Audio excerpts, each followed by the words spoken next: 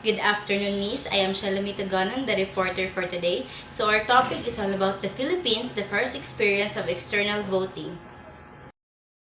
In the Philippines, the right to suffrage may be exercised by all citizens of the Philippines, not otherwise disqualified by the law who are at least 18 years of age and who shall have resided in the Philippines for at least 1 year, and in the place wherein they propose to vote for at least 6 months immediately preceding the election.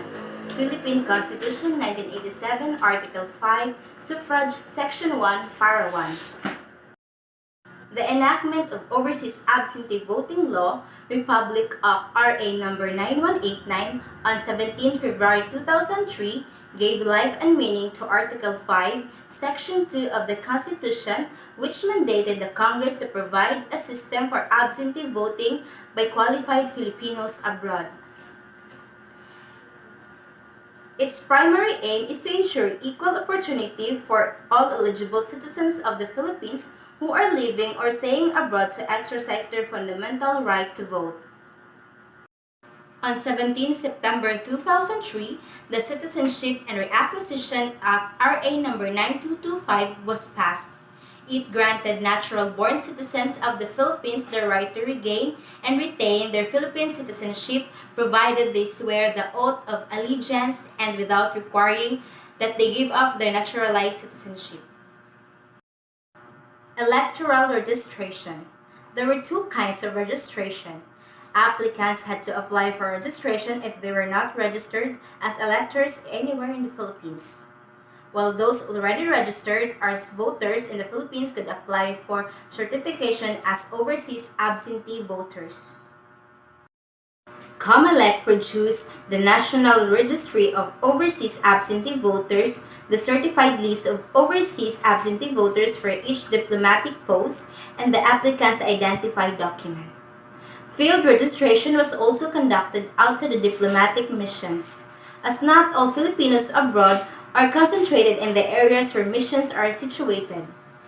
After initial verification by the diplomatic post, all application forms were sent to COAV in Manila and turned over the local election registration boards ERBs in different cities and municipalities all over the Philippines for the addresses given by the applicants to be verified. By geographical area, the Asia-Pacific and Middle East region accounted for 86% of the total numbers of registrants, with almost equal number of registrants for each. Europe counted for 10% and the Americas as a modest 4%. The voting. The OAV law provides for the overseas absentee voter to vote in two ways. The first is a personal voting. The registered elector has to present him or herself before the Special Board of Election Inspectors or SBEI at a diplomatic post where he or she is registered as an elector in order to vote. The other method is a postal voting. The registered voter will receive an envelope containing the ballot paper where he has to fill in and send by mail to the post where he or she is registered as an elector. The counting and tabulation of votes. Of the 359,297 registered and approved overseas absentee voters, 233,192 or 65% voted in the May 2004 national and local elections. Counting was done manually, with the contents of the ballot papers being read aloud and individually tallied. Each percent would then tabulate the result in the election returns provided by the COMELEC. Geographically, the Asia-Pacific and Middle East countries posted the highest turnout by OAVs. In the countries where postal voting was adopted, turnout was only 48%. Factors that affected the turnout were mail being returned in the sender because the addresses provided by the voters were insufficient, addresses as encoded at the COAV being misspelled and therefore incorrect. These are the problems that most frequently encountered. The tasks allocated to the members of the Foreign Service Corps by the Overseas Absentee Law are over the above their consular duties and required special training. The ERBs were not given sufficient time to be informed about the overseas absentee voting process. Misspelling and incorrect inputting or wrong data in the voters' records and IDs were attributed to the complicated application form registration as an OAV. The Affidavit of Intent Return, also called the Killer Clause, discouraged immigrants, permanent residents abroad, and the persons with dual citizenship from registering as overseas absentee voters.